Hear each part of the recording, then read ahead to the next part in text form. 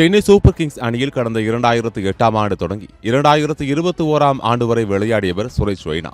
One டவுனில் இறங்கி சிஎஸ்கேவை தனி ஒருவனாக எக்கச்சக்க முறைகள் கரை சேர்த்திருக்கிறார்.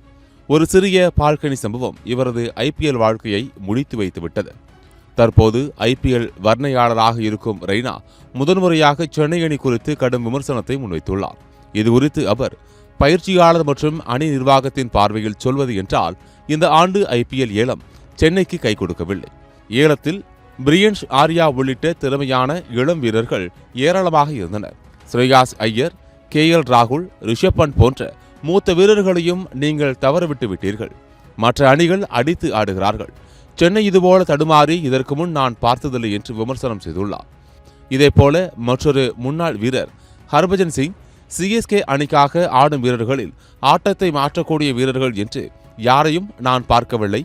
சென்னை அணிக்காக வீரர்களை தேர்வு செய்த குழுவினர் எந்த அடிப்படையில் வீரர்கள் ஏலத்தில் எடுக்கப்பட்டனர் எனும் விவரத்தை அணி நிர்வாகத்திடம் வழங்கினார்களா என கேள்வி எழுகிறது என காட்டமாக பேசியிருக்கிறார்.